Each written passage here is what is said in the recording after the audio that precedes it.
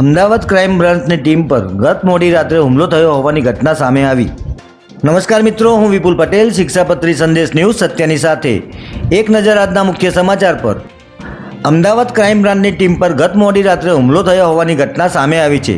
Crime બ્રાન્ચની ટીમને બાતમી મળી હતી કે અમદાવાદના ભાટ ગામ વિસ્તારમાં એમડી ડ્રગ્સ લઈને એક યુવક કારમાં પસાર થવાનો છે, ત્યારે આ બાતમીના આધારે ક્રાઇમ બ્રાન્ચની ટીમે અહીં વોચ ગોઠવી આરોપીની કારને રોકવાની કોશિશ કરી હતી, પરંતુ આરોપીએ કાર ઊભી રાખી ન હતી, જેને કારણે અહીં ફિલ્મી દ્રશ્યો સર્જાયા હતા, જેમાં યુવકની કાર અને ક્રાઇમ બ્રાન્ચની કાર એકબીજા સાથે અથડાતા અકસ્માત સર્જાયો હતો।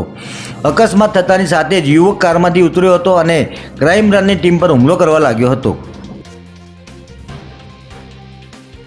પોલીસથી ઘેરાઈ ગયેલા આરોપીએ ભાગવાના અંતિમ પ્રયાસ રૂપે પોતાની પાસે રહેલી તીક્ષ્ણ છરી વડે પીએસઆઈ પર હુમલો કરી દીધો હતો। આ હિંસક હુમલામાં પોલીસ અધિકારીને ઈજાઓ પહોંચતા તેમને તાત્કાલિક લોહી લુહાણ હાલતમાં નજીકની હોસ્પિટલમાં સારવાર અર્થે ખસેડવામાં આવ્યા છે। ત્યારે પોલીસ અધિકારી પર હુમલો થયો હોવા છતાં ક્રાઇમ બ્રાન્ચની ટીમના અન્ય જવાનોએ આરોપીને ઝડપી લીધો હતો, જે બાદ પોલીસે આરોપી પાસેથી 300 ગ્રામ જેટલું ડ્રગ્સ જપ્ત કર્યું હતું। આ ડ્રગ્સ ક્યાંથી લાવવામાં આવ્યું હતું અને કોને પહોંચાડવાનું હતું તે દિશામાં પોલીસે તપાસના ચક્રો ગતિમાન કર્યા છે। જય હિન્દ, જય ભારત।